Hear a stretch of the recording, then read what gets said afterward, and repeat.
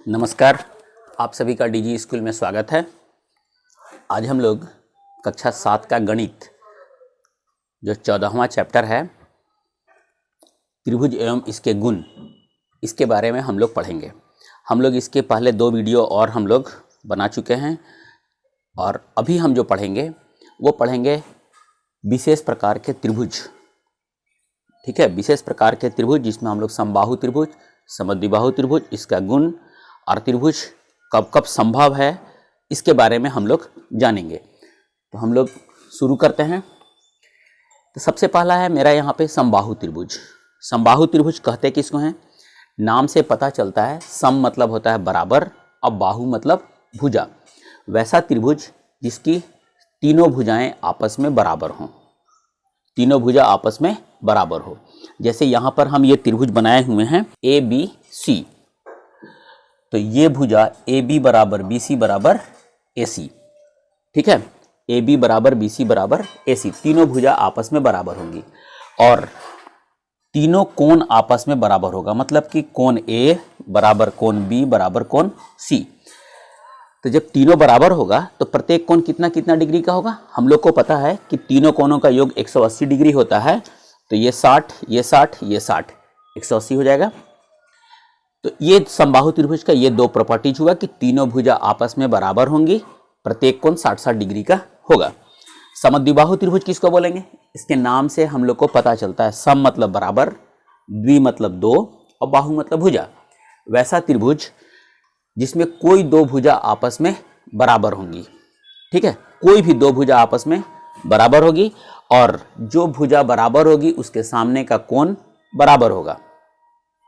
जैसे हम लोग यहां पर देख लें, मान लीजिए कि ये समद्विबाहु त्रिभुज है A B C, A B बराबर है ए सी का। ये हम लोग को दिया हुआ है कि ए बी भुजा बराबर है ए सी का। तो ए बी के सामने का कोण कौन सा होगा? ये ए सी के सामने का कोण कौन सा होगा? तो ये मतलब कोण बी बराबर कोण सी।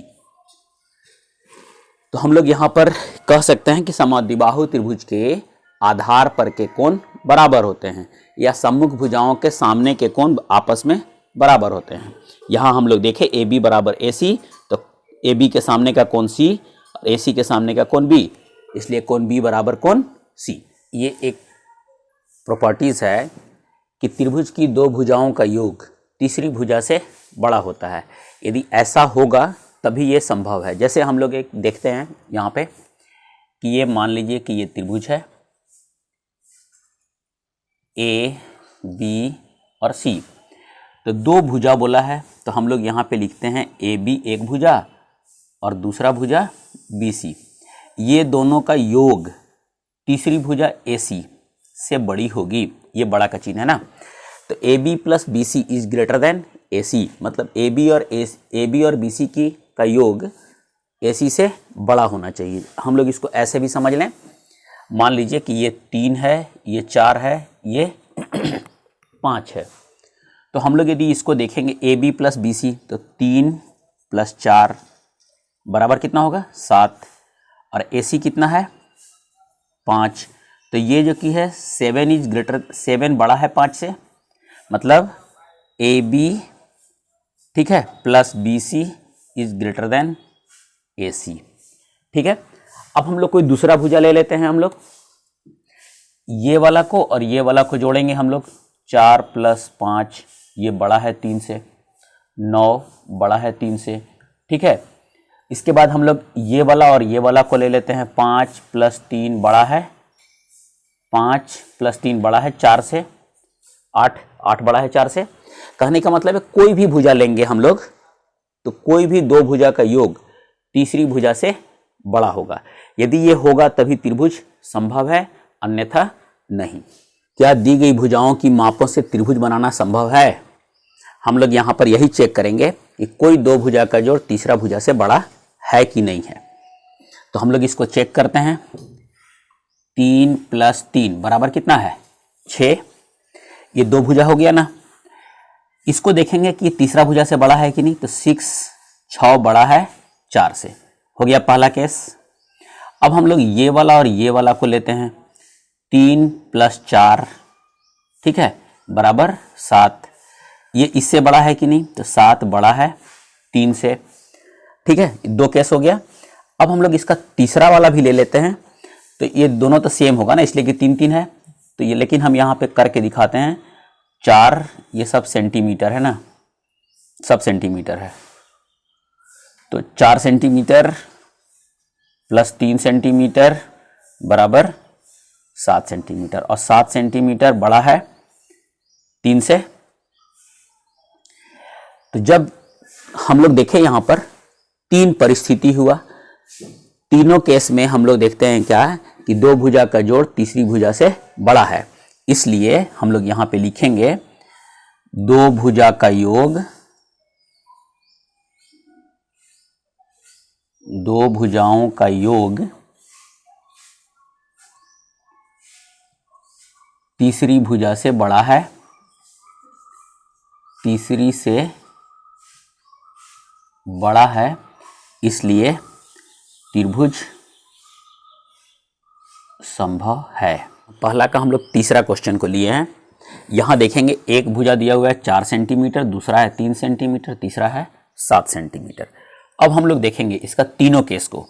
पहला केस है 4 जोड़, इसको हम लोग सेंटीमीटर लिख दीजिए,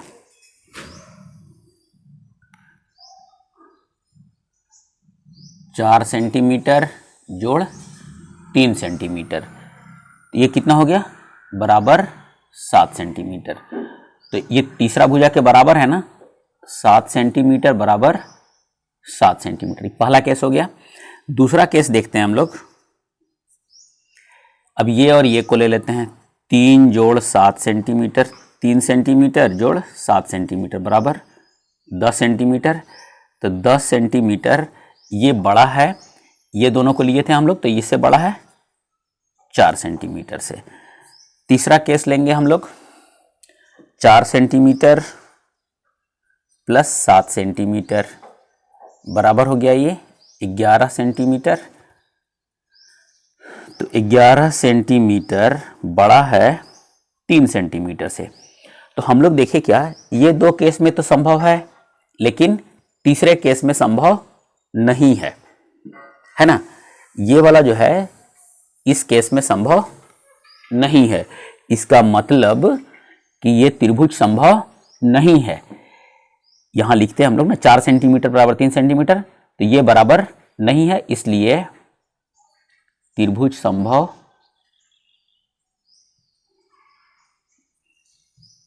नहीं है। ठीक है, इस तरीका से हम लोग करेंगे। बाकी क्वेश्चन को आप कीजिएगा। निम्न में कौन सत्य है किसी त्रिभुज PQR में? हम लोग को देखना है कि ये PQR ये त्रिभुज है, इसमें से कौन सत्य है। तो हम लोग जानते हैं क्या होना चाहिए, PQ plus QR is greater, PQ plus QR। तो ये लेस देन है, तो लेस देन तो होगा नहीं, ये लेस देन है, ये भी नहीं होगा और ये भी नहीं होगा। इसका मतलब है जहां जहां पे बड़ा वाला साइन है ना, उसमें से हो सकता है। तो हम लोग इसको देखेंगे, तीनों भुजा क्या क्या है, PQ, QR और PR। तो एक बार दिया PQ plus QR, PQ plus QR ये बड़ा है PR से, ये सत्य है। इसके बाद हम लोग देखेंगे PR प्लस QR ये बड़ा है PQ से, ये भी सत्य है। PQ plus QR, PQ plus PR, PQ plus PR ये भी सत्य है। मतलब ये हो गया हमारा सत्य, ये हो गया सत्य और ये हो गया सत्य। हम लोग ये जो हम लोग पढ़े थे ना कि किसी त्रिभुज की किसी 2 भुजाओं का योग तीसरी भुजा से बड़ा होता है, इसी के आधार पे हम लोग ये तीनों केस बनता है, 1 2 3 ये तीनों सही है। ठीक है, अब हम लोग अगला क्वेश्चन को देखते हैं। यदि किसी त्रिभुज ABC की भुजा BC पर एक बिंदु P है, तो पहले हम लोग यहां पर ABC ऐसे बना देते हैं, एक त्रिभुज ABC, BC पर एक बिंदु P है, मान लेते हैं कि यहां पर बिंदु P है, ऐसे हम लोग इसको मिला दिए। तो कहता है कि ये हम लोग को प्रूफ करना है, कि मैंने सिद्ध करना है या सत्यापित करना है कि ये इतना होता है। तो इधर कितना लिखा हुआ है AP, तो हम लोग एक बार ये त्रिभुज AB लिखते हैं, यहां पे हम लोग सॉल्यूशन इसका ना, त्रिभुज AB पी में। तो जो हम लोग जानते हैं कि दो भुजा का योग तीसरी भुजा से बड़ा होता है वही लिखेंगे हम लोग। हम लोग यहाँ पे लिखते हैं A B plus B P बड़ा है ए पी से, इसको हम लोग एक। फिर त्रिभुज ए पी सी में लिखते हैं हम लोग ए पी सी में, ठीक है। तो लिखेंगे पी सी प्लस ए सी बड़ा है ए पी से, इसको हम लोग 2 कर लेते हैं। अब लिखेंगे ये समीकरण 1 माने हैं, ये समीकरण 2 माने, दोनों को हम लोग जोड़ देते हैं। अब हम लोग लिखते हैं समीकरण 1 और 2 को जोड़ने पर 1 और 2 को जोड़ने पर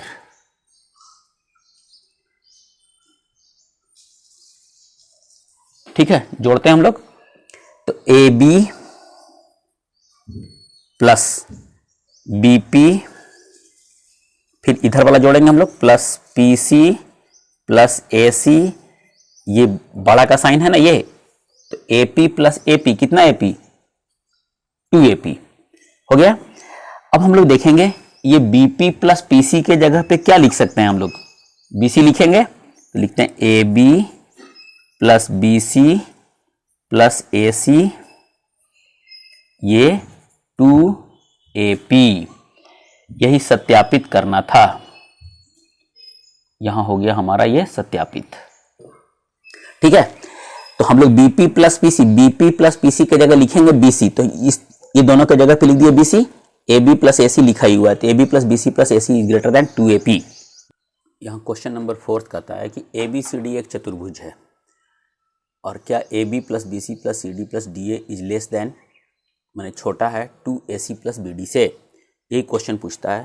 तो हम लोग यहाँ पर ये डायग्राम बना दिए कि ये ए बी सी डी एक चतुर्भुज है और इसका ये ए सी विकर्ण है और ये बी डी विकर्ण है, ठीक है। ए सी को विकर्ण बोलेंगे और बी डी को विकर्ण बोलेंगे और दोनों विकर्ण एक दूसरे को बिंदु O पर काट रही है, ये हम लोग मान लिए। तो अब हम लोग यहाँ पर देखेंगे क्या कि हम लोग पहले त्रिभुज पहला वाला में लेते हैं, लिखते हैं त्रिभुज OAD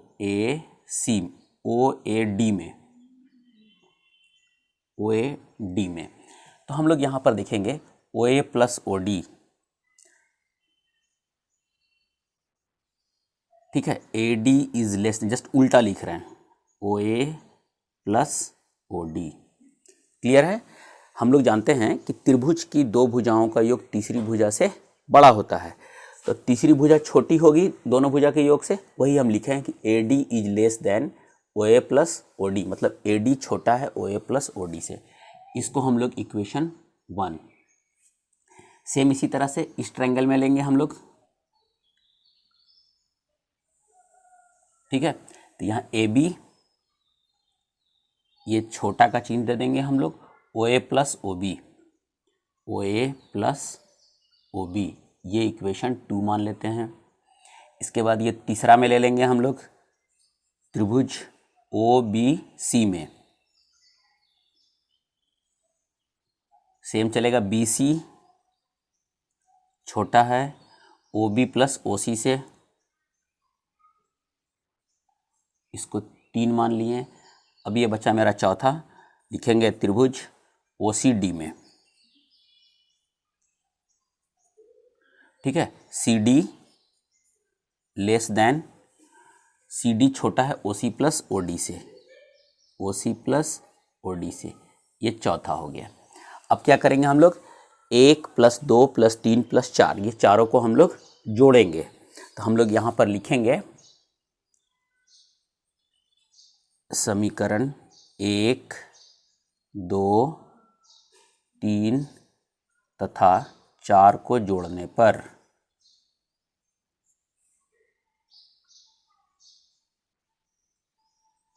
जब हम लोग इसको जोड़ेंगे तो क्या आएगा, पहले हम लोग बाएं तरफ का सबको जोड़ेंगे, लिखेंगे AD plus BC, AD plus BC plus AB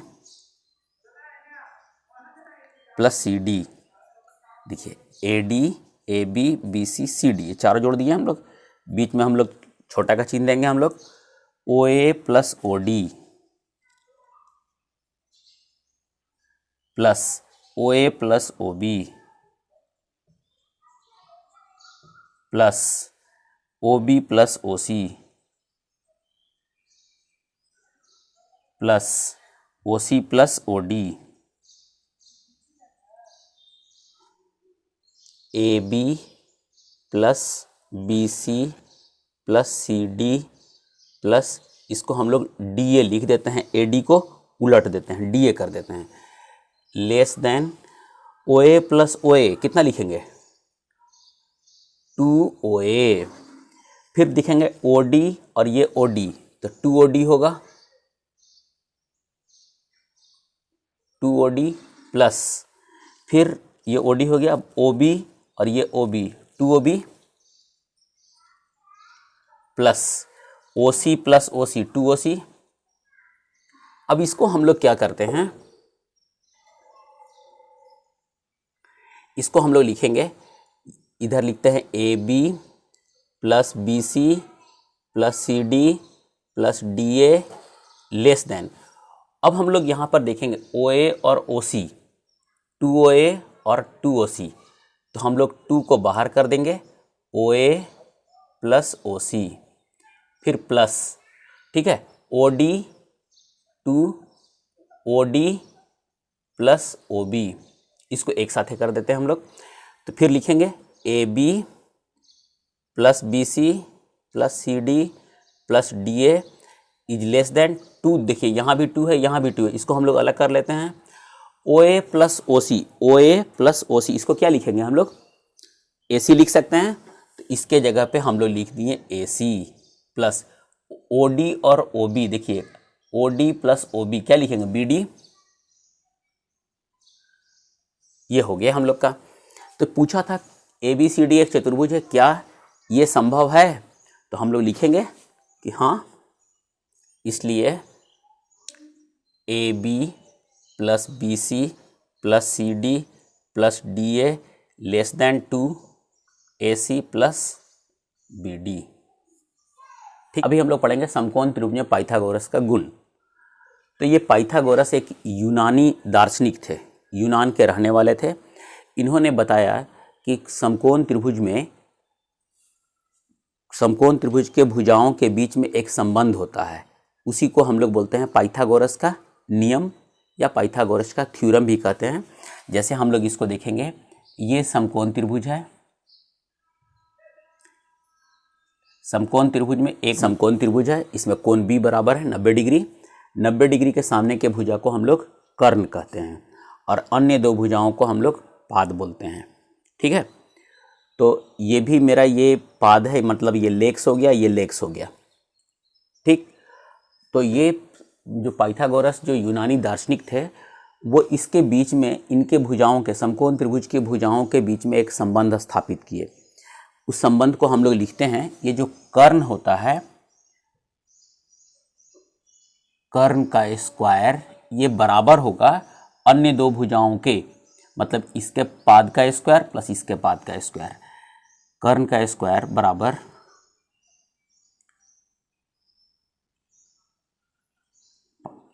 यही हम लोग इसको लिखेंगे हम लोग। और यहाँ हम लोग देखेंगे कि यहाँ पर मेरा कर्ण कितना है AC, तो AC स्क्वायर, अन्य दो ठो जो भुजा है मेरा BC square plus AB square, यही है हमारा पाइथागोरस का गुण।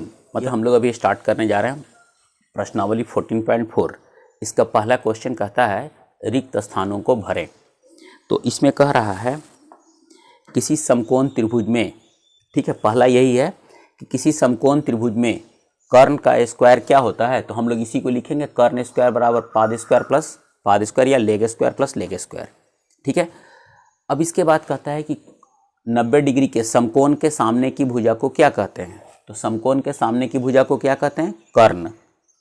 इसके बाद कहता है वो कि समकोण त्रिभुज में कितने न्यून कोण होते हैं, कितना होगा, 2 न्यून कोण कहते हैं किसको हैं, जो 90 डिग्री से छोटा होता है।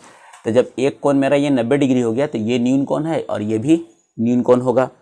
इसके बाद तीसरा क्वेश्चन है उसी का कि समकोण त्रिभुज में सबसे लंबी भुजा को हम लोग क्या कहते हैं?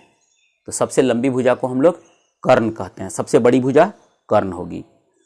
ठीक है, लिखित में भुजाओं के कौन से समूह एक समकोण त्रिभुज बना सकते हैं?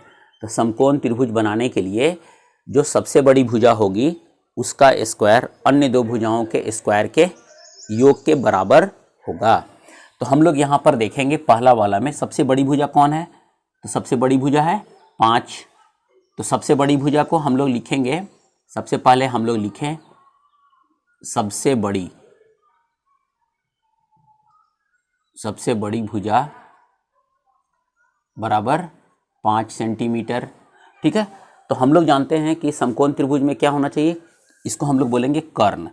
तो कर्ण का स्क्वायर ये बराबर होता है ये पाद का स्क्वायर प्लस पाद का स्क्वायर। तो कर्ण स्क्वायर बराबर हम लोग लिखेंगे 5 का स्क्वायर, ये बराबर 3 का स्क्वायर प्लस 4 का स्क्वायर। हम लोग इसको सॉल्व करेंगे। 25 बराबर 9 प्लस 16, तो 25 बराबर 25, इसलिए यह संभव है। ये हम लोग लिखेंगे। पूछा है कि कौन से समूह एक समकोण त्रिभुज बना सकते हैं? तो ये जो समूह है मेरा, इसलिए 3 सेंटीमीटर, 4 सेंटीमीटर और ये 5 सेंटीमीटर से एक समकोण त्रिभुज बन सकता है। ये हम लोग लिख दिए। अब हम लोग इसका तीसरा वाला को देखते हैं। इसमें सबसे बड़ी भुजा कौन सा है? यहाँ भी लिखेंगे हम लोग सबसे बड़ी भुजा बराबर 5 सेंटीमीटर। ठीक है, तो अब सेम यही इसी चीज़ पे हम लोग चलेंगे। हम लोग तो 5 का स्क्वायर बराबर होगा 2 स्क्वायर प्लस 2 स्क्वायर का, तो ये हो गया 25, ये हो गया 4 प्लस 4, ये हो गया 8। तो यहाँ हम लोग देखेंगे कि 25 बराबर 8 का है, नहीं है, है ना। 25 तो बराबर नहीं है, मतलब हम लोग ऐसे कर देंगे 25 बराबर नहीं है 8 का, इसलिए ये पाइथागोरस का गुण को सत्यापित नहीं करता है। इसलिए 2 सेंटीमीटर और ये 5 सेंटीमीटर से समकोण त्रिभुज नहीं बन सकता है। ठीक है, इसी के जैसा आप लोग बाकी क्वेश्चन को भी कर लीजिएगा। समकोण त्रिभुज में कोण ए बराबर 90 डिग्री हम ऐसे बना दिए। BC बराबर 26, ये ए के सामने का जो भुजा होता है वही कर्ण होता है। तो BC कहाँ जाएगा? यदि B यहाँ रखते तब भी C यहाँ रखते, यदि B यहाँ रखते C यहाँ रखते तब भी ये सामने का भुजा होता, मतलब BC मेरा यहाँ पे कर्ण होगा। तो BC दिया हुआ है 26 सेंटीमीटर, AB दिया हुआ है मेरा 10 सेंटीमीटर। तो कहता है AC ज्ञात करने के लिए। ठीक है, तो हम लोग यहाँ पर एक पहले फार्मूला लिखते हैं। BC स्क्वायर बराबर AB square plus AC square, यही होता है पाइथागोरस के थ्योरम से, मतलब पाइथागोरस का जो गुण है उसके हिसाब से इसका स्क्वायर बराबर इसका स्क्वायर प्लस इसका स्क्वायर होना चाहिए। तो हम लोग यहाँ पे AC निकालना है। तो जब AC स्क्वायर बराबर करेंगे तो इसको यहाँ छोड़ेंगे, इसको इधर लेके जाएंगे, तो BC स्क्वायर ये प्लस है ना, इधर जाएगा तो माइनस हो जाएगा। तो BC का वैल्यू दिया हुआ है हमको 26 सेंटीमीटर, तो हम लोग इसका स्क्वायर करेंगे माइनस AB दिया हुआ है 10 सेंटीमीटर, इसका स्क्वायर कर देंगे। तो इसको स्क्वायर करेंगे तो ये हो जाएगा 676 सेंटीमीटर। ठीक है, 676 सेंटीमीटर। और हम लोग देखेंगे फिर इसको हम लोग ऐसे ही लिख देते हैं, 676 माइनस ये हो जाएगा मेरा 100। ठीक है, तो ये हो गया 676 माइनस करेंगे तो ये हो जाएगा 576। ठीक है, ये हो गया मेरा AC स्क्वायर बराबर इतना सेंटीमीटर स्क्वायर।